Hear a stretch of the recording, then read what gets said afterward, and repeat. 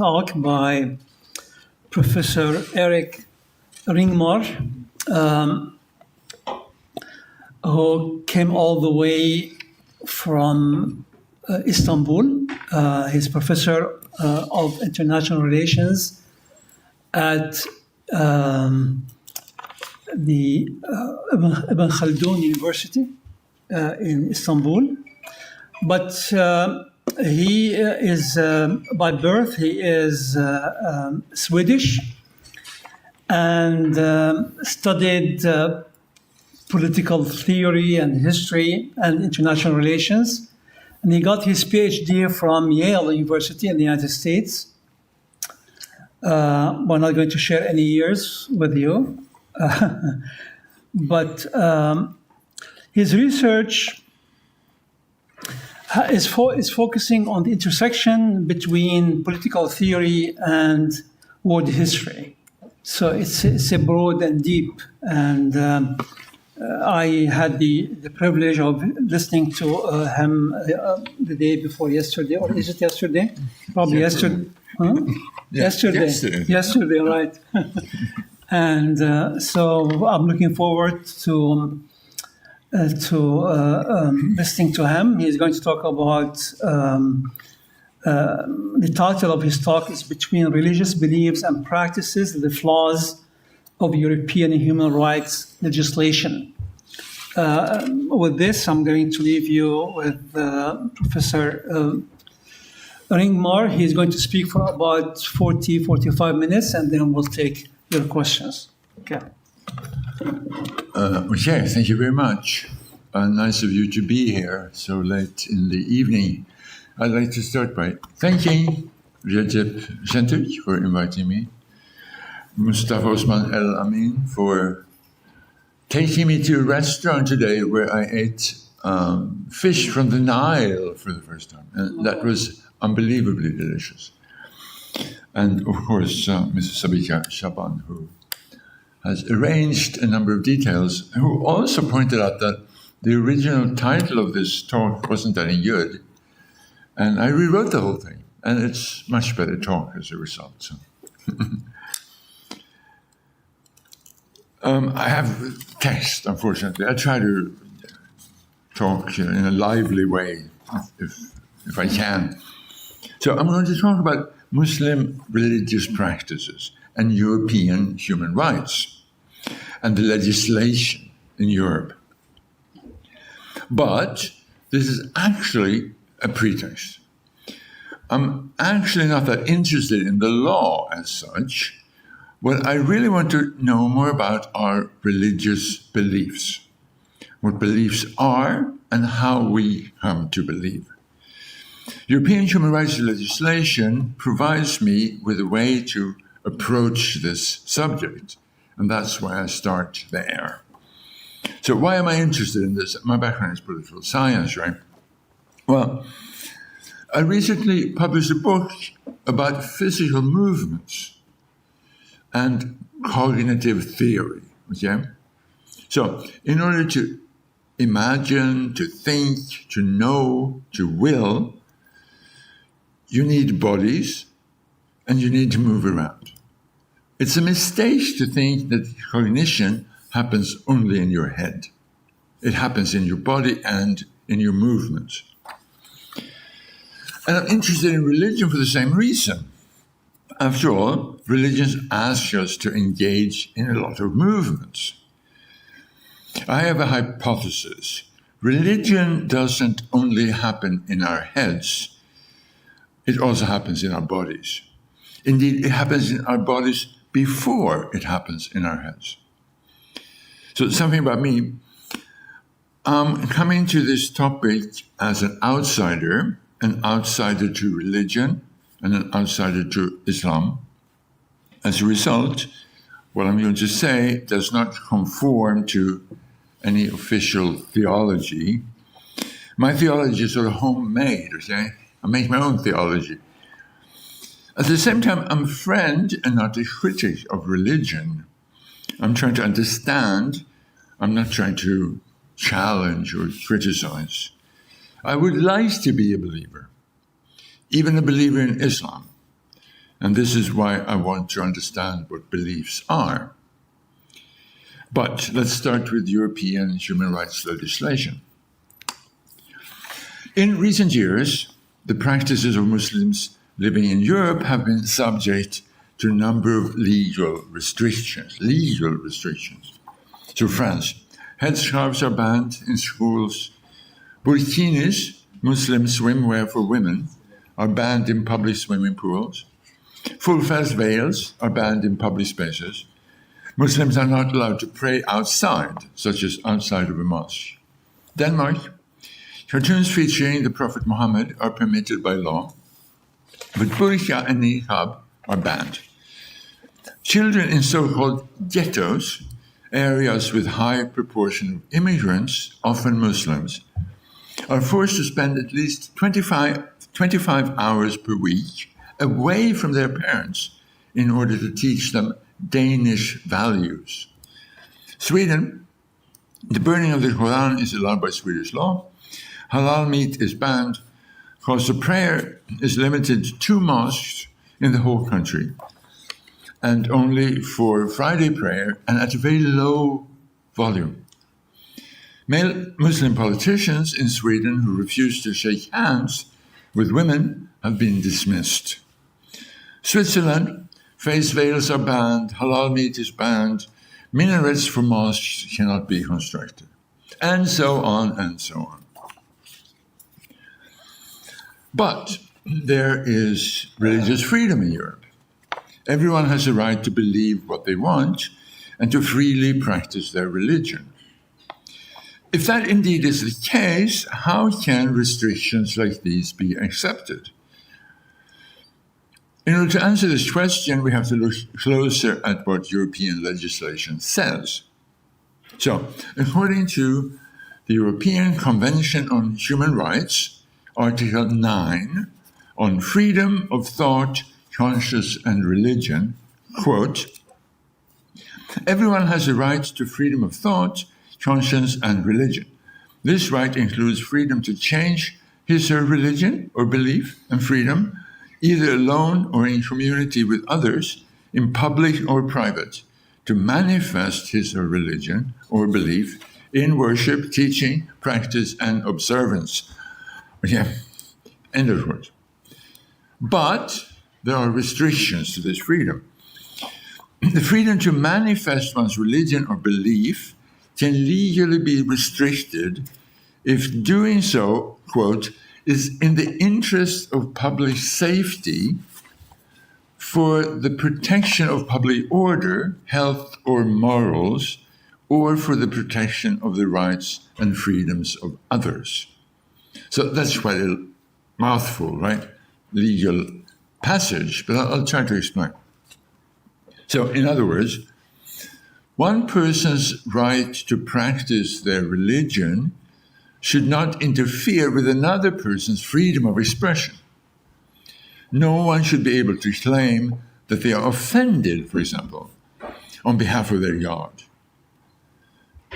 and thereby insist that others should stop talking.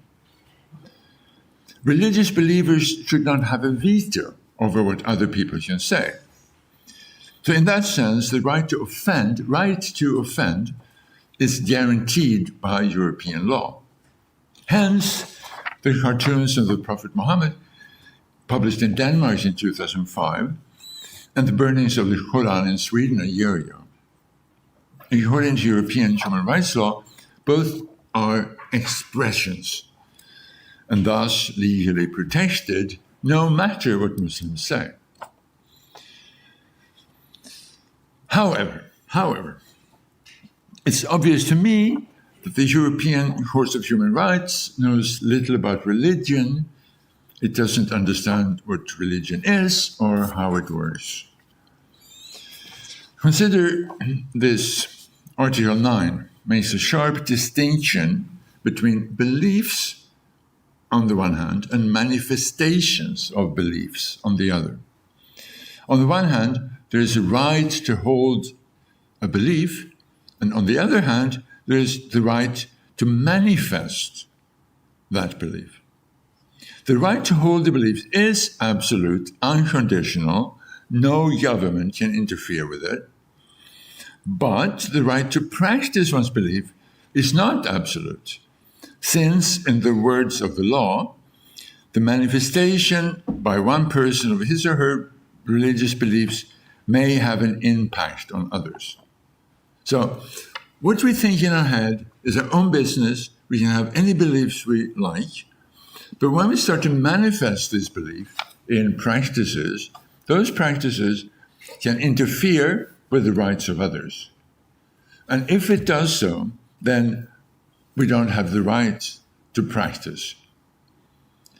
If it collides with the rights of others, we must have a sort of negotiation. So, beliefs are absolute, manifestations are not absolute. But what are manifestations? The problem here is that religion always comes as a part of a far larger cultural package, and that it may be difficult, perhaps impossible, to identify and isolate uniquely religious parts of that package. Yet, somehow or another, a distinction must be made since, in the words of the court, quote, "It cannot be said that every act which is in any way inspired, motivated, or influenced by that belief constitutes a manifestation of it." So the problem here is that you have a belief in your head, that's fine, you can believe whatever you like. Religious manifestations are okay too, unless they collide with the rights of others. But there are also a lot of other things that aren't really religious, they're more cultural. They belong to the culture, the part of a practice. It's difficult to say how religious they are. Maybe they're more cultural.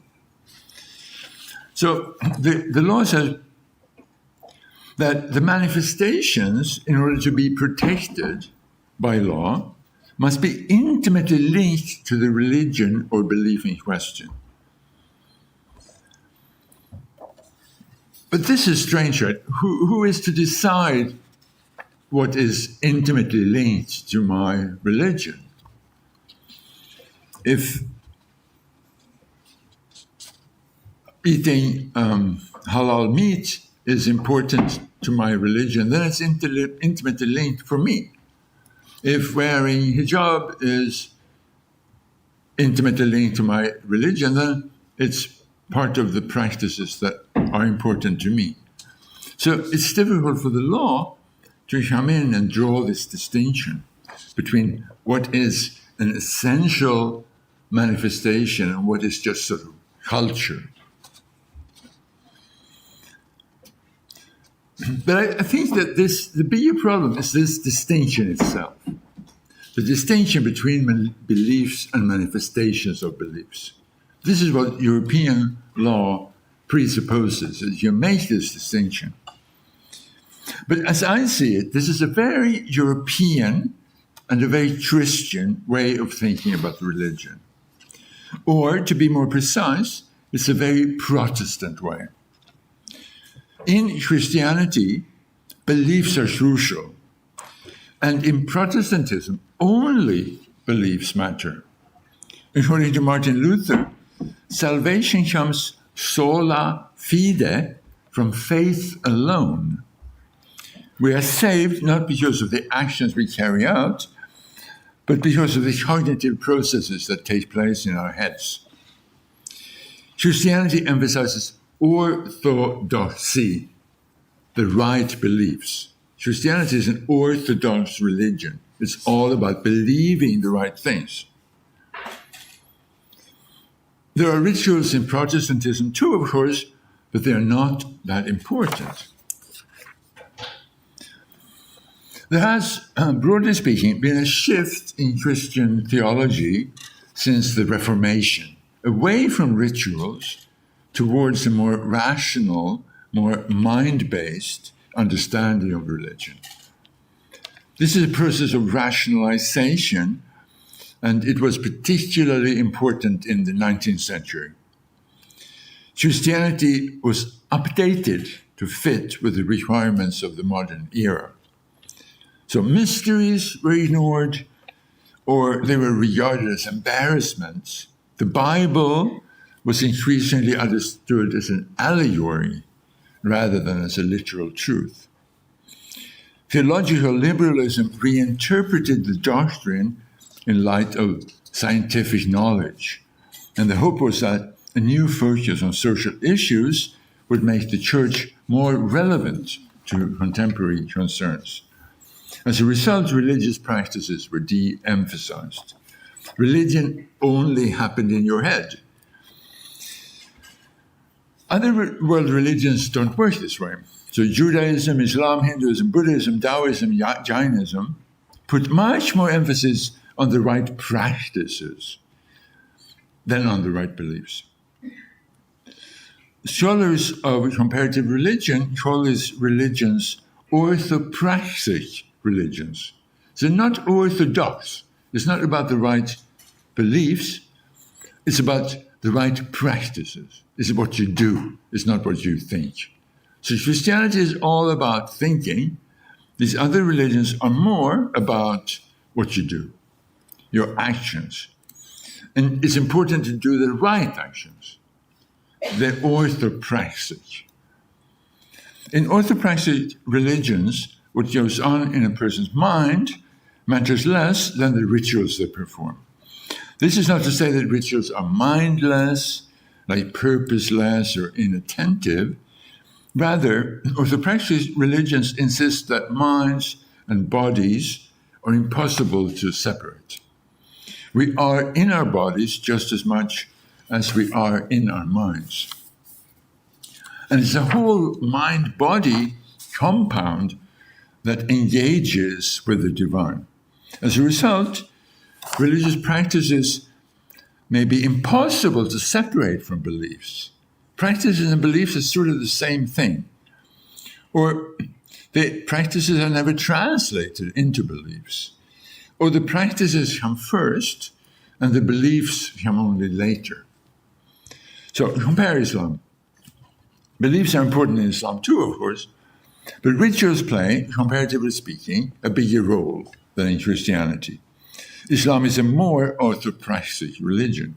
For example, in Islam, you know this, there are 5 pillars, 5 obligations that define the faith. Of the 5, only the first, the Shahada, the declaration of faith, is an exclusively mind-based activity. The 4 others, fasting, Hajj, 5 daily prayers, and zakat, are what European human rights legislation would refer to as manifestations. Activities which, if need be, can be restricted by the law. 19th century European travelers to the Middle East often made fun of the rituals of the locals that they encountered. Islam, they reported, is not a faith as much as a daily routine. Prayer is a quote, prayer with them is a simple performance. Josiah Leslie Porter, a missionary to Syria, insisted. They pray as they eat, or as they sleep, or as they perform their toilet. But their minds are never properly engaged in any of these activities. The problem, Robert Dewey Osborne, a British officer in India, concluded, is that Islam requires blind obedience to formal rules. There are laws to obey and practices to perform, but nothing to contemplate or investigate. Muslims are subject to a tradition beneath whose tremendous weight reason, thought, freedom, and progress have literally been crushed to death. Now, I want to understand this distinction better between beliefs and manifestations, or between beliefs and practices. Human rights law, European human rights law, says quite a lot about manifestations, but it doesn't say very much about the beliefs themselves. So somehow we're supposed to know what beliefs are.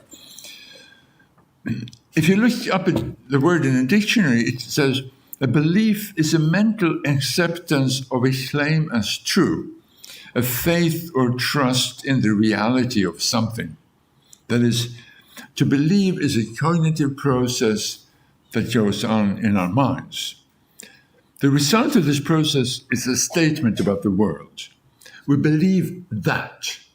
We believe that something is the case. But we should not believe without reason, right? There's a sign that something is the case. And the sign gives us a reason to believe. For example, we see a black cloud. This is a sign. The black cloud is a sign. What do I believe? I believe it will rain. I believe that it will rain. And that's why I take an umbrella with me when I go to work. This is typically also how we understand religious beliefs. For example, Christians believe that Mary was a virgin when she gave birth to Jesus. And Muslims believe that the prophet rode to heaven on a winged horse. Other religions believe in similarly strange things. And this is, of course, where non-believers, atheists, are having a field day. There are no signs, they gleefully point out, that anything like this ever should happen. Virgins don't give birth. Horses don't fly. And if there are no reasons to believe that this is the case, religion is a fraud. In this way, religious believers are put on the defensive. I believe anyway, they might say. I believe in the literally unbelievable. This is obviously not an intellectually comfortable position to be in. This is where Christianity has revealed itself as fragile. If the core of your religion is orthodoxy, the right belief, and belief is defined as belief that something is the case, and furthermore, if it turns out that there are no reasons to believe, then you have a problem. There are many causes of Western secularism, of course, but this, I think, is the intellectual cause. God is dead, Friedrich Nietzsche famously concluded. And he is dead since we humans killed him. We killed him, we might add, by asking for reasons. God was killed by rationalism. Orthopraxic religions, where practices are relatively more important, they don't have this problem. If the right action is more important than the right belief, we will not be looking for reasons. Instead, we simply join in the practice. And if we do this already as children, we never really ask why. We just do it, right? This is simply our way of life, and this is how we live. This is why other religions, including Islam, have survived much better than Christianity. Indeed, many mainly orthopraxic religions are growing. They never killed their God. Now, the fundamental problem here, I think, is the definition of belief. We believe that, right? We want a sign so we can believe that. We need a reason that something is the case. This is very intellectual, right? It's about the world, what happens in the world. But if you look at this word belief and you look at the history of the word, you find something quite different. So the English word and all other cognates in the European languages, they don't refer to a cognitive process. They don't refer to something intellectual. But instead, they refer to an experience and they refer to a feeling. So the etymological root of belief denotes trust, confidence, even love. Apparently, the leave part is related to the word love. Believe, love. And most fundamentally, you don't believe that, but you believe in. And this seems like a small difference, but it makes a tremendous difference. You believe in God. And this doesn't mean that you think that something is the case. Instead, it means that you trust God, you have confidence in God, even that you love God. And it's interesting because in other languages, like Semitic languages like Arabic and Hebrew, they have the same etymology. So, mu'min in Arabic and ma'min in Hebrew also denotes safety, trustworthiness, firmness. Iman in Arabic, meaning faith, shares this etymology, and so does Amin in Arabic and Amen in English. This is the theological reason why Ibrahim is such an emblematic figure. Christianity, Judaism, and Islam are Abrahamic religions, after all. God asked Ibrahim to sacrifice his son, and he agreed since he trusted in God. And this trust was completely unconditional. He was prepared to commit a heinous, obviously immoral act because God commanded him to. Ibrahim didn't believe that, he believed in. When Søren Kierkegaard, Danish philosopher, wrote about this, he called this an absurd demand on God's part. And it requires a teleological suspension of the ethical. But Kierkegaard agreed with Ibrahim, this is how religion works. As long as we have trust, we can simply jump without worrying about how or where we will land. Religion requires a leap of faith. This is obviously not a cognitive, mental, intellectual process. Trust is not something that we figure out. And religion, for that reason, is not an intellectual activity. Intellectual activities can be added later, if we want, but only as a result of a prior trust. And trust is always based on an experience. Indeed, it's based on a bodily experience, on the way our bodies interact with the world.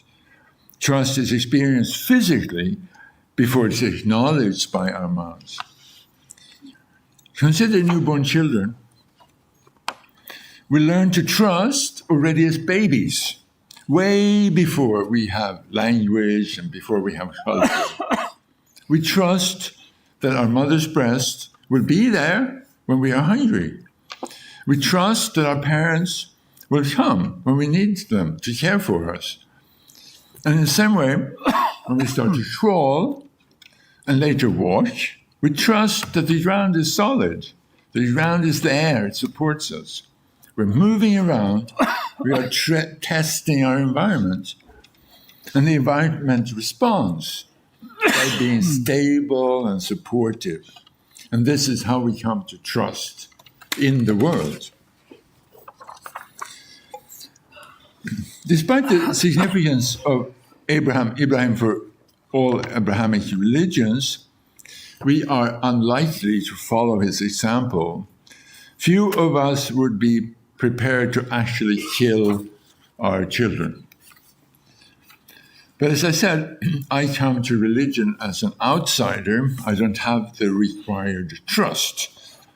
Indeed, Ibrahim is a mystery to me. How should anyone trust in God to this extreme extent? I don't think trusting God, that is, a belief in God, is something that we simply have. I don't think it can be taught the way a school teaches math or geography. Instead, it's something that we develop through experiences. Trust is a result of a process of trial and error, like the newborn children who are testing their parents or testing the ground that they walk on. And when we eventually come to trust, it's a feeling and not the result of a process of rational deliberation. Consider what it is we trust when we trust another person. At first, of course, we don't.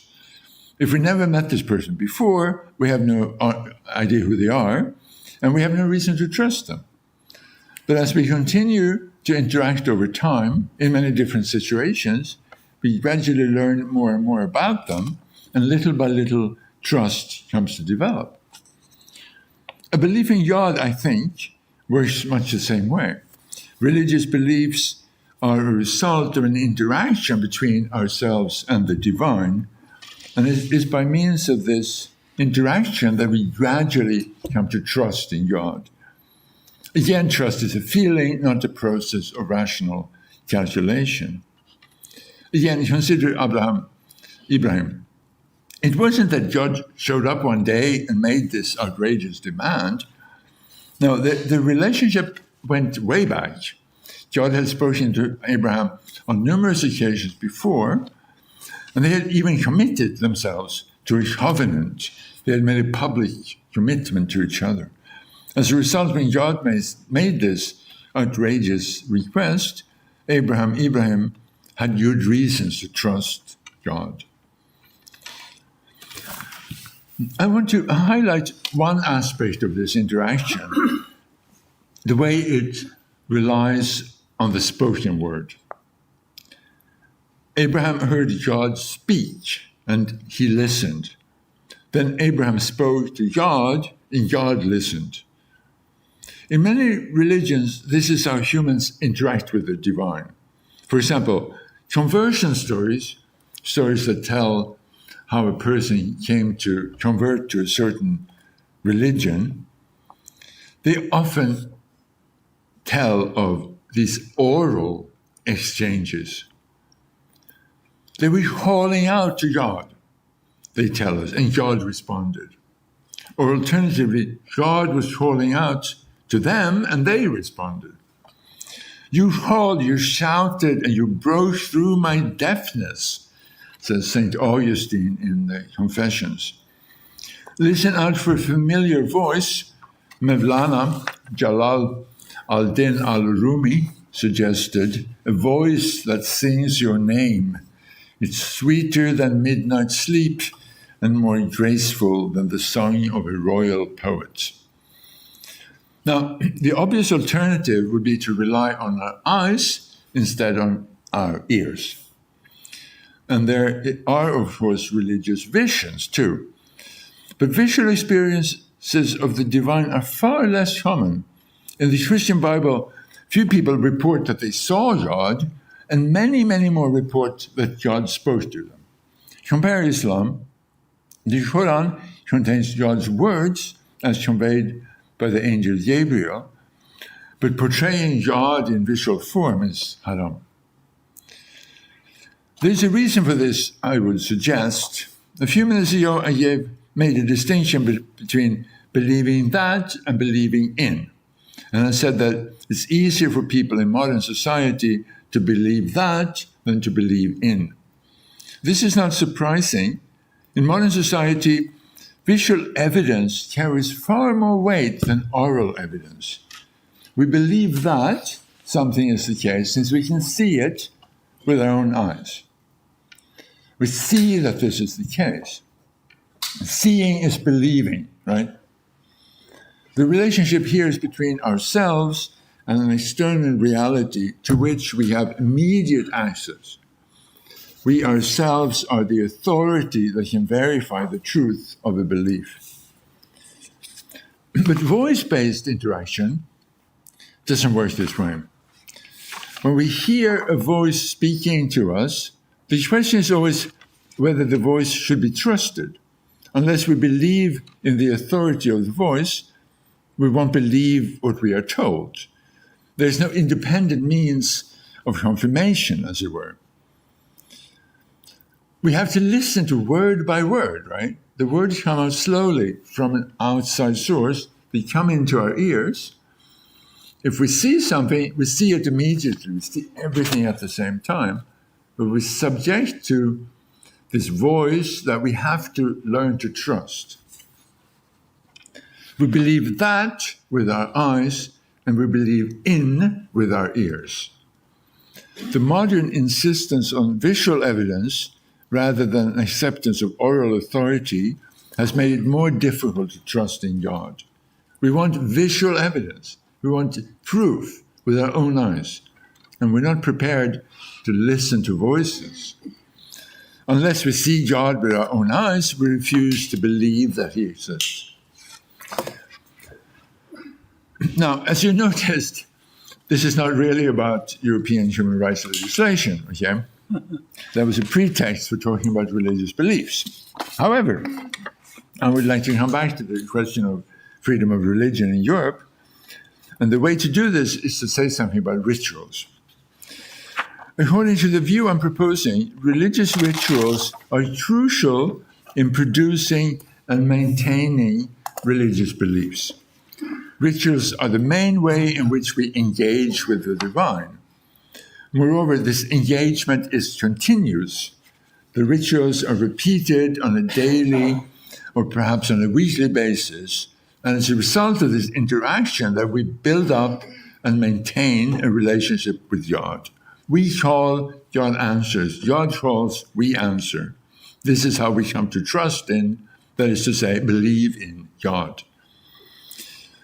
No one asks this question, but why actually is it necessary to constantly repeat the same rituals?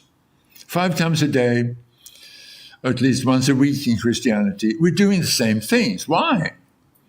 If it was only a matter of affirming a pre-existing belief, a belief that God exists, then we should do it once and get it over with. After all, we don't constantly repeat our belief that the world is round. So why do we do this all over and over all the time? If we understand beliefs as beliefs in, as a question of trust, this makes perfect sense. Beliefs have to be continuously affirmed since trust requires continuous reaffirmation. This is what religious rituals are all about. So let's discuss rituals a little bit more. The first thing to notice here is that rituals take place in a particular setting. This can be a mosque, a church, and synagogue, a prayer mat just spread out on the floor. The ritual takes us away from our ordinary lives. And the things we do here are not ordinary but extraordinary. The ritual space is the place of the extraordinary. We call it worship. We pray, we read holy books, we chant, and we sing hymns. And in this way, we come to orient ourselves towards the divine. The mosque faces Mecca, and so do Muslims when they pray. In fact, there's a similar tradition in Christianity. Churches are supposed to face east, and Christians are supposed to face east when they pray. Facing something in this way, we come to stand before something. We are in the presence of something. There's something there, or someone there. And we know about this presence because we can feel it. We feel it in the same way that we feel that someone is in our room, someone is right behind us, someone is touching our shoulder, someone is sitting on our bed when we fall asleep. This is not evidence in a legal or scientific sense, but for individuals that doesn't matter because feelings are all we need. We make choices based on feelings all the time. And this is when the interaction begins. We approach the divine with words, but above all with movements. We fall to our knees, we put our hands together, we lift our arms in the air, we open our palms towards the sky, we jump, we dance, we swirl. Reaching out in this way, we may receive a response. This is never anything as spectacular as the voice of God, but instead it's a feeling. We experience something and we feel something. Christians talk about the Holy Spirit. Muslims talk about barakah or sakina, blessing, serenity. So I find it really interesting. Why is it that words aren't enough? Why do we need these physical movements? For the same reason, I think, the trust is not an intellectual activity. Trust is a bodily reaction. It is by means of movement that newborn children learn to trust their parents and trust the ground where they walk. And worship is no different. Like newborn children, we trust first and foremost by means of our bodies. Only later, perhaps much later, is this experience translated into words. I'm not a Muslim, and I hate to say anything about Islam, but it seems to me that this is the wisdom conveyed by the Islamic emphasis on bodies and movements. Islam understands the importance of embodied interaction with the divine. Muslim bodies move in 5 prayers a day. Muslim bodies go to Hajj. They fast during Ramadan. Once bodies learn to trust in God, minds too are ready to believe. Modern Christianity has neglected this embodied interaction, and as a result, Christianity has become very vulnerable. Protestantism in particular is all in your head. It's consequently not surprising that Europeans on the whole have lost their faith. As Nietzsche puts it, we killed God by means of our rationalism. This also provides the strongest argument against those who deny the existence of God. There is no evidence that God exists, Erik says, hence religion is a fraud. But no such arguments can be made in relation to religious rituals. Rituals may be pointless and a waste of time, but they are not in themselves unbelievable. After all, they are happening right in front of us. And if we come to believe only as a result of praying, kneeling, swaying, and swirling, then the argument of the atheist falls flat. There's nothing for them to criticize unless they too assume the proper posture and go through the required movements. It's only this embodied experience that can provide the required proofs. I have a little bit more. One more minute. Oh, maybe 3. So we are now finally in a position to return to European human rights legislation. As we now can see, the European courts have it precisely backwards. Religious practices are not manifestations of beliefs, as they argue, but preconditions for beliefs. We don't engage in religious practices because we believe, but we believe because we engage in religious practices. Thus, if we restrict practices, we restrict beliefs, and that's always going to be a violation of freedom of religion. European human rights legislation must be rewritten with these considerations in mind. Yeah, maybe I stop there. Thank you very much. Okay. Should I? Oh, yeah. Where was that? I didn't ask him to stop.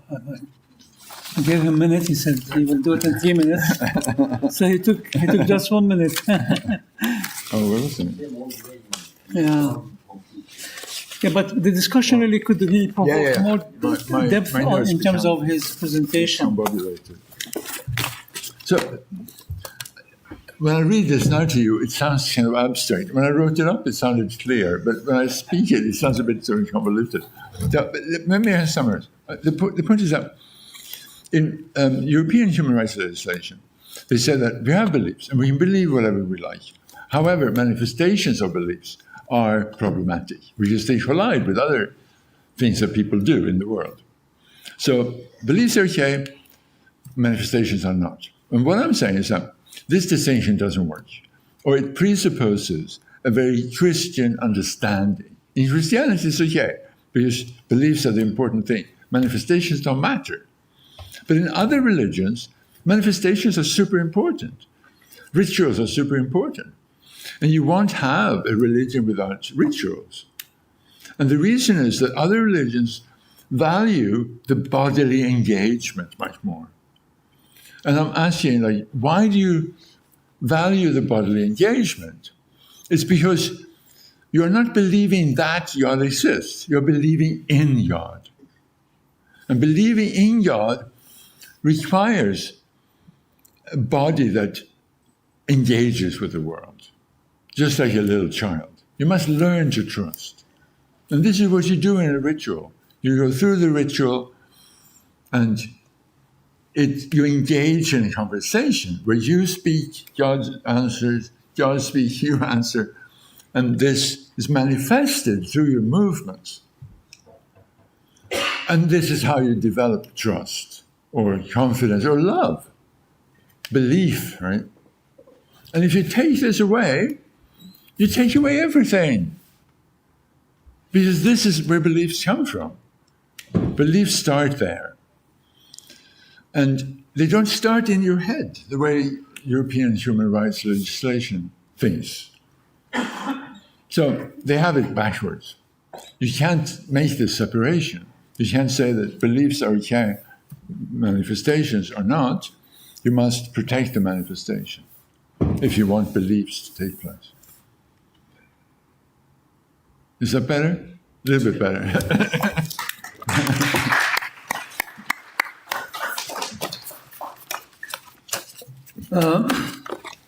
Thank you, Professor Ringmar.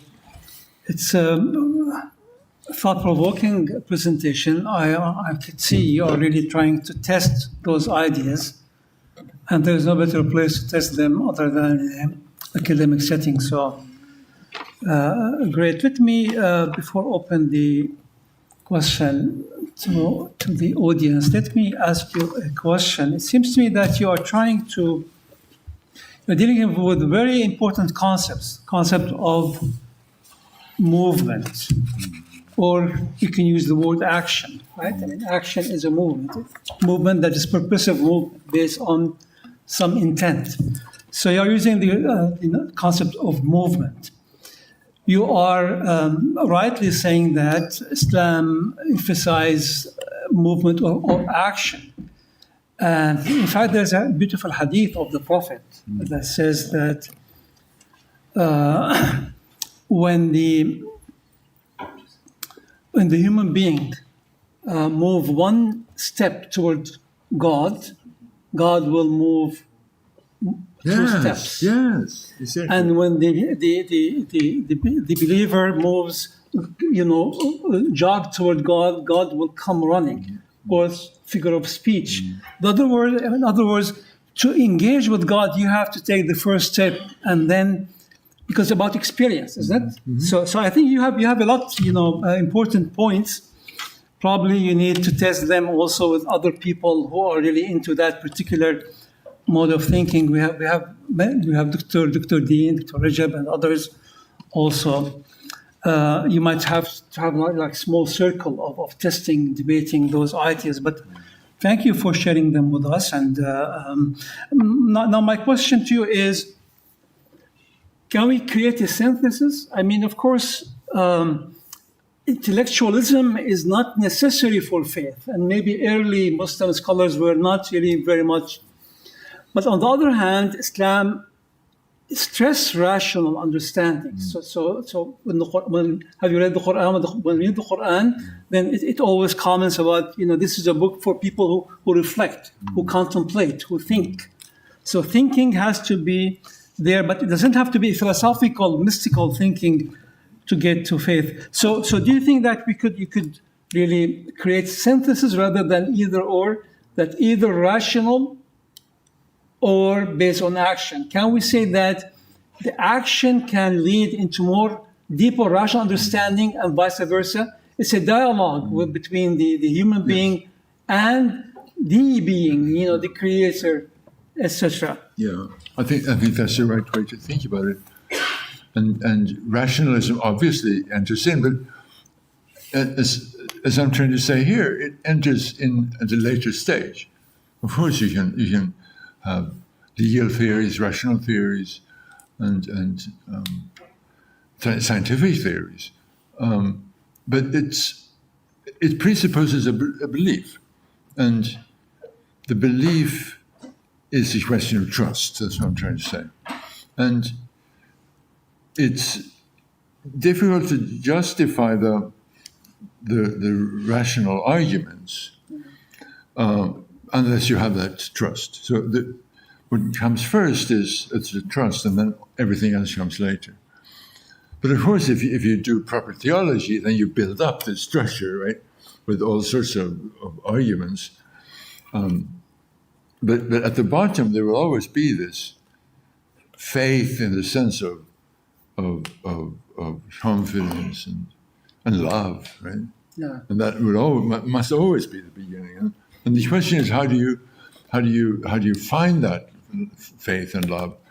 And I'm saying, you engage, and you do that through the ritual, and the ritual gives you evidence, emotional evidence that someone's listening, and this is what builds your trust. And this also explains why you have to do it all the time, because you have to build up this trust, you have to maintain this trust. So if it was only rational, only reasonable, then you make the point and the point is made, and you don't have to sort of make it again. But it's like you interact with a friend, or you do it repeatedly, and then you come to trust in them because you have this interaction. And the relation to God would be the same, that you have to engage and not just think. That would be my point. Yeah, but you could judge, definitely. You could, for example, something we are attracted to those who seem to manifest the truth in their speech. They are honest in their actions. They are helpful. They are really merciful. They care about others, not only selfish. So we see that as manifestation of the truth. In fact, the Sahaba, what attracted them to the Prophet was his actions as being honest, truthful, courageous, not seeking self-interest, etc. So let us broaden this. I'm trying to start the discussion. Translator is not hearing you because you turned it off. Oh, I did. Okay, there's translator. I didn't realize that. Translator. Okay. Sorry for this, but I said it doesn't matter. We have to hear to the speaker. So, who has questions or any brief comments? Go ahead. Well, Would you mind to introduce yourself and? okay. Osama Kurdi.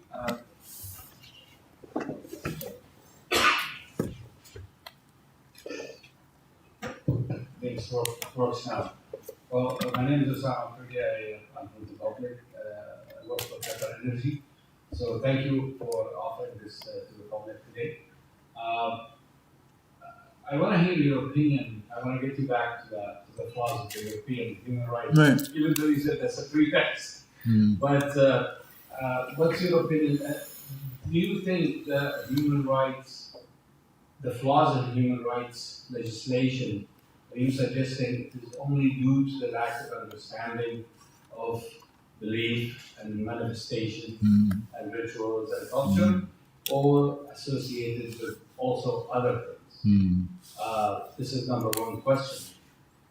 Number two, you talked about rituals, and I like what you said about rituals, especially about Muslims.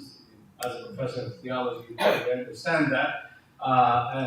But how, in your opinion, how do you explain rituals for pagans in older days? Do they believe in? What's your thoughts on that? Thank you.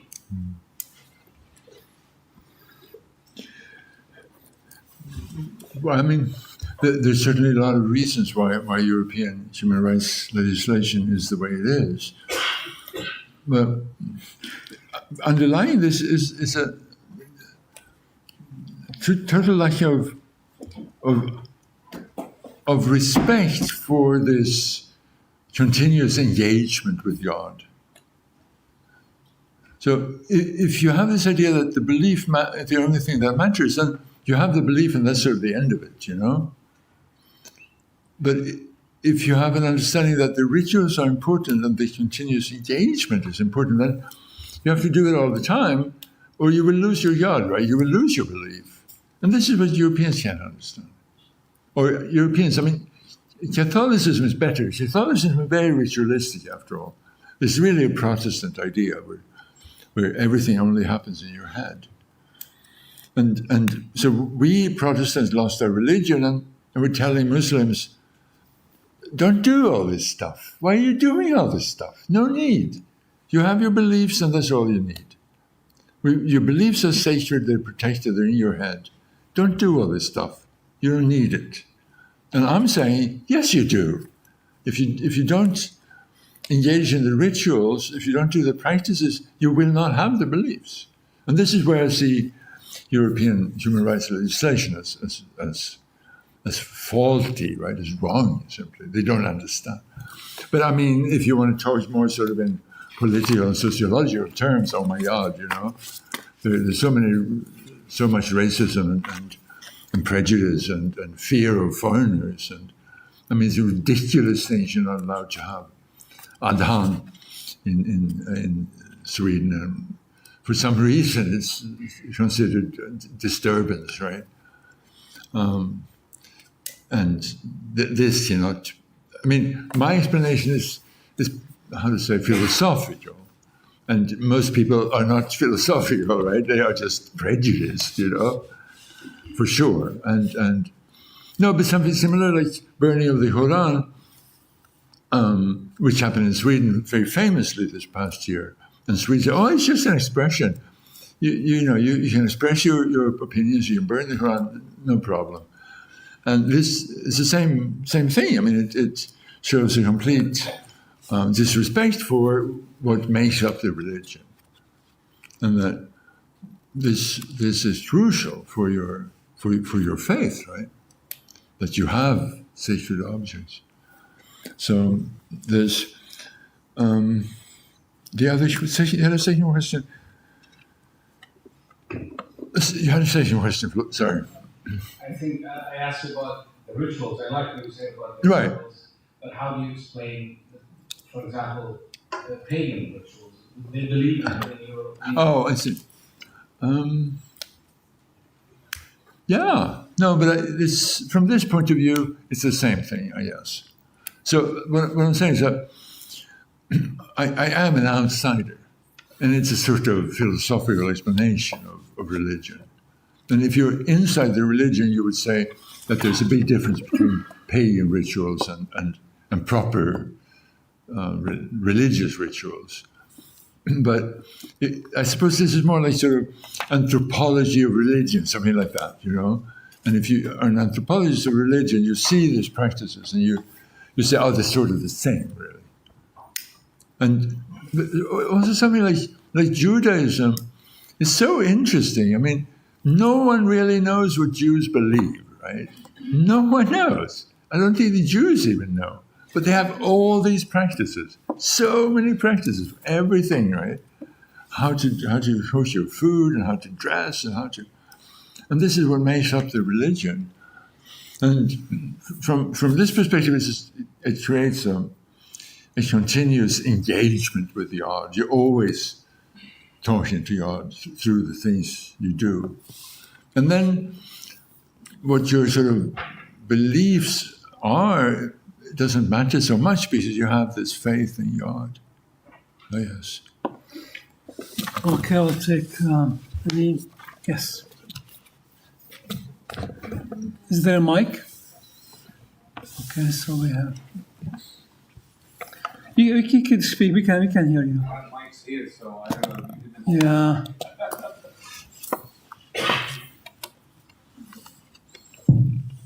Thank you. Assalamu alaikum wa rahmatullahi wa barakatuh. 2 points. The first point that you talked about Abraham, peace be upon him, and his trust with God regarding trying to slaughter his son. That his trust in God was built earlier, way earlier. And I believe everybody knows the story about when his people, when he went and destroyed their the statues they were believing in, or they were worshipping, they wanted to punish him, and they threw him into the fire. And miraculously, God ordered the fire to be cold and to cool off, and he did not get burnt. On several occasions, Abraham had enough trust in God to trust him and not to fear anything. And more than that, the more amazing thing is that when he decided that he wanted to obey God and slaughter his son, he asked his son, who was only 12 years old, that this is what God ordered me to do. What do you think? And his son told him, you listened to God's good command and you do it. And of course, he was the issue with Europeans or other faiths or those who don't believe is that in Islam or in this issue is that they critique God because he ordered Abraham to slaughter his son. But they don't look at the end of the story that God sacrificed his son and he did not make him slaughter his son. He sent him the ram to slaughter. The other point that you were pointing very beautifully about the relationship between the belief and the manifestations or the practices. Another prophetic hadith says, الإيمان هو ما وقر في القلب وأقره العمل. So for us Muslims, Iman is the thing that we believe in and we have to manifest it or prove with our actions.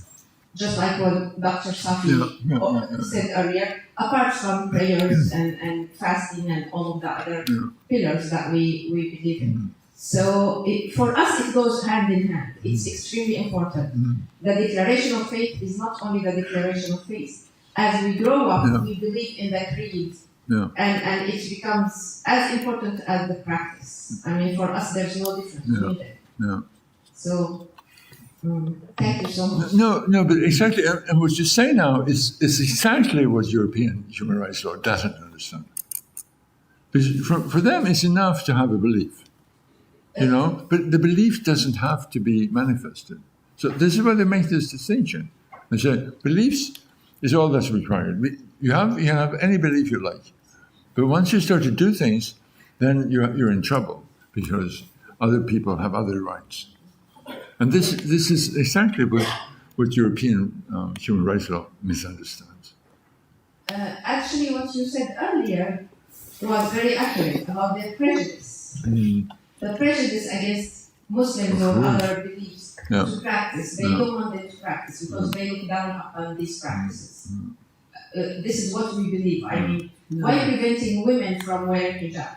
I mean, according to the French constitution, fraternité, liberté, égalité. Where is the liberty in preventing women from wearing the hijab? I mean, this is exactly a prejudice against Muslims because I lived in France and you can never remove it off of their brains that Muslim women decide to wear hijab on their own. In their brains, you are forced by your husband or your father or someone enforced it on you. They can never believe that women have their own choice and they make, it's their own decision to wear the hijab or not.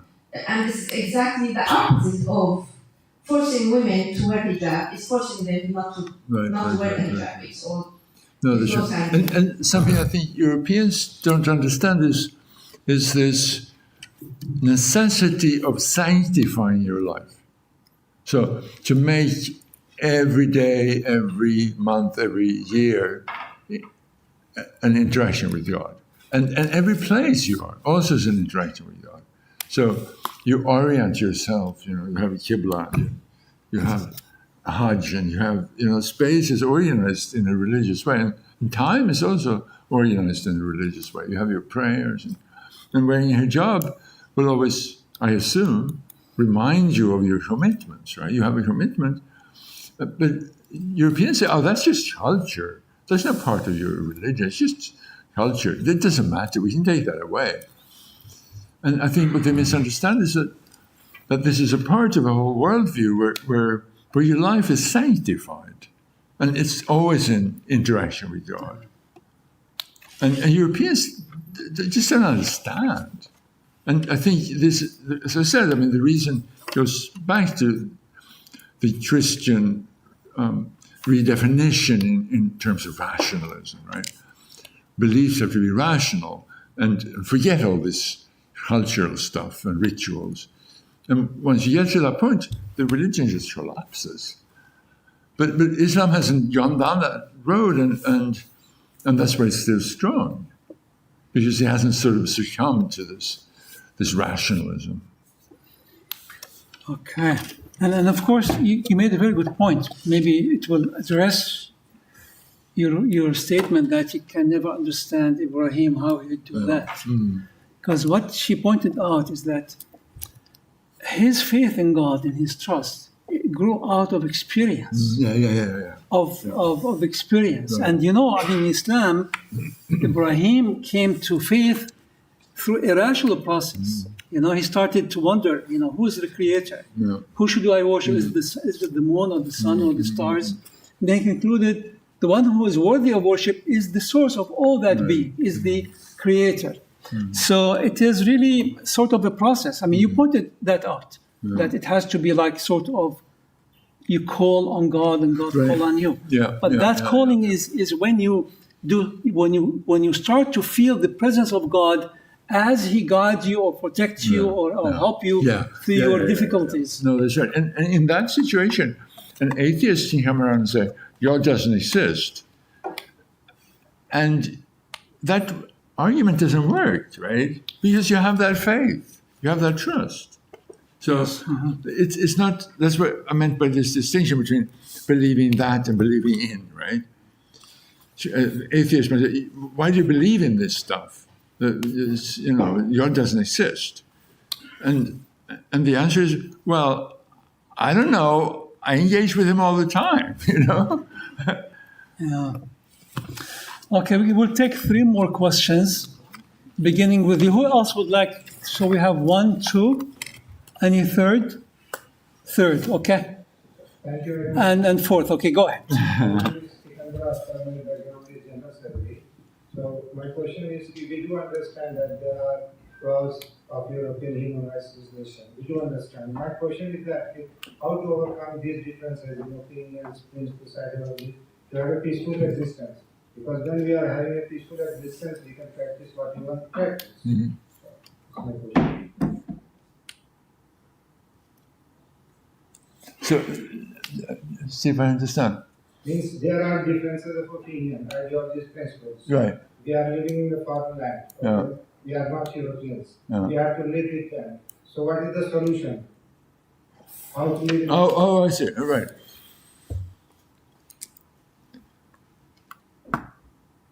I mean, in Europe, the solution to religious issues is to make religion into something private.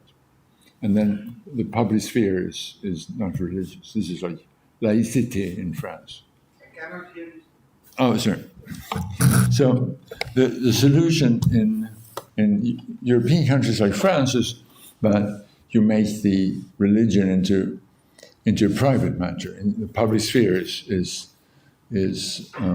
non-religious. And you think that this is a way to keep, to avoid conflicts. But I mean, it could be that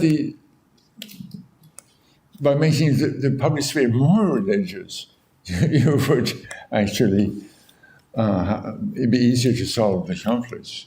Because it seems to me that religious people don't fight so much with each other, The actual religious practices and religious beliefs can exist quite nicely together. It's rarely there that the problems are. The problems are always having to do with other factors. So you should be able to make society deal with these problems, not by pushing them away, but by bringing them out and allowing different religions to practice whatever. I mean, I would love to have more calls to prayer in Sweden. It's exactly what Sweden needs. I would love to see people in hijab and niqab and everything in Sweden. And that's true for other religions too. I think that would make Swedish society infinitely more interesting. And then we can learn to live with that. So I'm not sure that pushing it away and regulating this is the right way to do it. Okay. Go ahead, you have a question?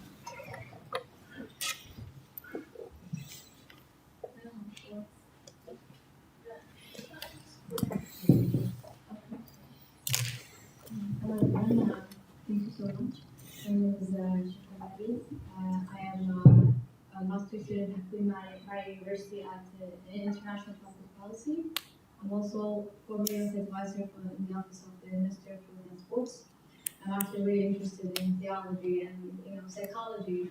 Yeah. And I think the thing about Islam, if we think about it, or non-Muslims, whether they're European or anyone else, especially decision makers or people of influence, whether academics or who have to say about other religions, regardless if it's Islam or someone else, I think they share one thing, which is ignorance. And I think Which is what, sorry? Ignorance. Ignorance, right. Because our experiences are limited to whoever we meet or to our limited expectations. We do less to read more about wherever we want to judge or do. So when we speak about Islam or this, controversy of Ibrahim and Prophet Ibrahim and his son, it's the core principle of Islam, the total liberation from being a slave to anything else in life.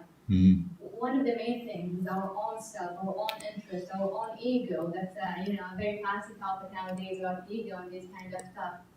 And not humans in psychology, when we speak about science, I think it's really important to learn more and be engaged more in science to know more about the truth, regardless of your belief. Because only through science you know more where the truth is, where is right and where is wrong.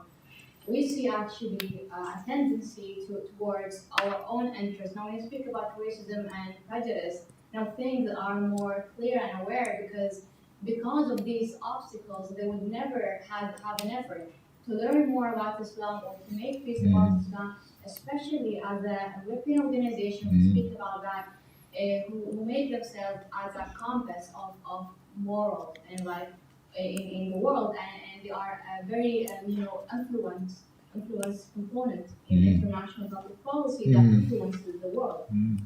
Nowadays, we see a huge conflict when it comes to double standards, and this is actually jeopardizes the whole image of peace or human rights and so on, because of these kind of flaws that no one is intended to learn more about science, to know about the truth. Okay. When we speak about religion and manifestation, humans in psychology manifest actually what they think about. So whatever they think that serves their own interest, they will do, whether any kind of stuff. So only manifestation, with manifestation, we prove our ideology. So there is nothing as such as someone being, objective or, everyone has their own bias. So that's my own input. I just wanted to have this own input about this topic.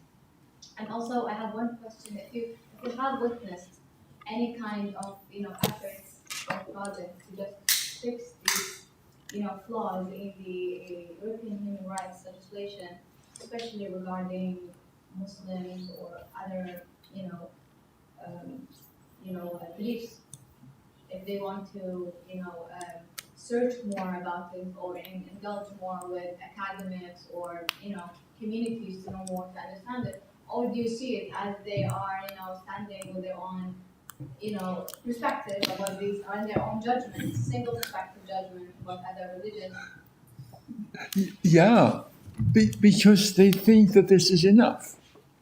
If you can believe anything in your head, if you define beliefs as intellectual cognitive activities, and you have the right to have anything you want in your head, then that's enough. And that's guaranteed, and no one can mess with that. But if you have a different understanding of beliefs, like I try to talk about today, where beliefs require rituals and engagement and movement and trust is built up through engagement, conversation with the divine, sanctification of your life, like making everything, in interaction with God, if that's required for your belief, then the Europeans are like, we don't know what you're talking about, This is strange to us. And in general, I think the issue has to do with how we made ourselves so much more narrow and so much poorer by emphasizing rationality, and that we misunderstood ourselves entirely, and that Islam can remind Europeans. I mean, this is sort of a mission for Islam, right, in Europe, to remind Europeans of a life that is much more whole, maybe richer, where you can experience the world, and not just through your head, right, but through lived experience. And that's something that Islam can teach us in Europe, it seems to me. But, I mean, European human rights, they don't understand this at all, And this is what I'm trying to point out. Like, if you want to talk about beliefs, you should talk about something else. You're talking about the wrong thing. You're talking about something that happens in your head, but that's not what beliefs are. Okay, so we'll have to move to the second. Yeah, go ahead. 1 second. Regarding capitalism, they already do the manifestation, other beliefs, not religious. Capitalism or the ideal citizenship of any European country, they expect a manifestation. Yeah. Right? So just that. Okay, go ahead. So, is from the ethics program in CIS. And I wanted to ask about, we have all these world organizations, the UN, the ICJs and whatnot, and yet we have conflicts in the Muslim world, not of our own making, that have been waging since decades, and undescribable crimes committed against humanity by states and by non-state actors. And the efficacy of these organizations in these conflicts was already visible, but now with the issue of Palestine and whatever is happening in Gaza, it's been like 100 days, and the efficacy of these world bodies is more and more evident to us. Yeah. And my question is, how do and how should the Muslim states and the Muslim people conceive these, see these organizations? What do they mean to us, to the states and to the people? You mean like the UN? The UN, the ICJ, and similar organizations. What exactly? So you're saying if these organizations misunderstand our beliefs so profoundly, with what authority should we give them? If they misunderstand us to this extent, why should we listen to them at all? That's your question. Yeah. The question is mainly not, should we listen to them or not? But what do they mean to us? Do they have any meaning for us? Should we go to the ICJ, we go to the UN, or are they just nothing? Do they mean nothing to us? Human rights law is bigger than just beliefs, though. Human rights law is about many things. And this is Article 9, right? So there are other articles, and they talk about many other things. So what I'm interested in here is beliefs. And as I started by saying, the reason I'm interested in beliefs is that I want to believe, I really want to believe. So I want to understand what I'm supposed to do, right? So this is why I'm thinking about this for myself. To that extent, it's very personal, and you're helping me a lot. But I don't know. If the ISJ passes a ruling on Palestine, that's a great thing, right? If they tell Israel to stop, that's surely a good thing, and that should be appreciated. Yeah, that would be a step forward. Well, it must be, of course it is. So if they misunderstand beliefs, that's one thing, but there's so much else that surely Muslims too can support. Okay, we'll have to conclude. Now, you raise your hand. I'll give you, if you have a quick question, So go ahead. And you'll be the final questioner today. I can't open my mic. Can you hear me good? No, barely. Right. As one European to another, because I'm coming from Europe, from Serbia, but Boston originally. Oh, here's the mic. Yeah, we can hear each other, right? And as Islamic teacher of Quran, Science, and Arabic language. Where you? I would like to say that I'm really glad that you came here, and your personality, for me as a Islamic teacher, experienced Islamic teaching, which means I compare with a lot of personalities. First was Haldun University before Islam. Second one was Static Commander George, accepted Islam. And after that, with Nietzsche, that you mentioned his theory that God is death. Before here, I would like to say that problem in Europe, because I'm European, Right. and I'm Muslim since birth, my generation I'm Muslim. So here is not problem with the understanding. The problem with European nation is control the religion.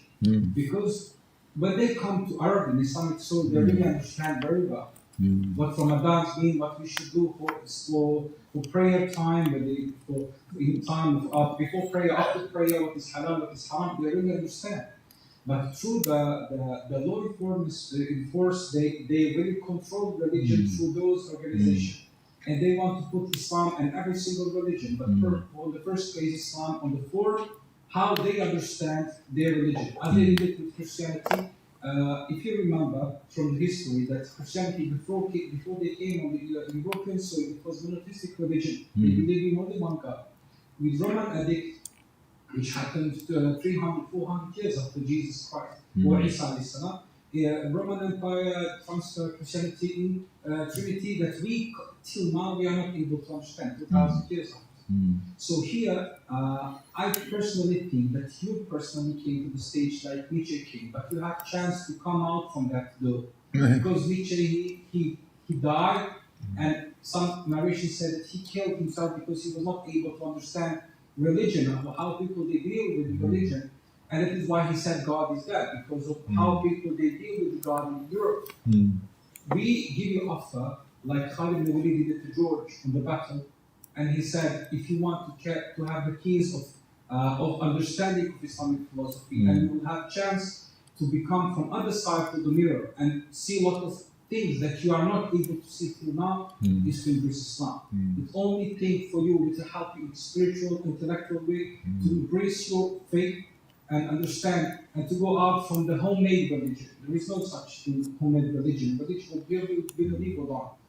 But the personal thing that you personally came is the stage to embrace Islam, and you will understand how Muslims, you will not be outsider anymore. You will become one of us, and you will become a person who will understand Islamic belief from the roots, from the base, and you will not have problem with that.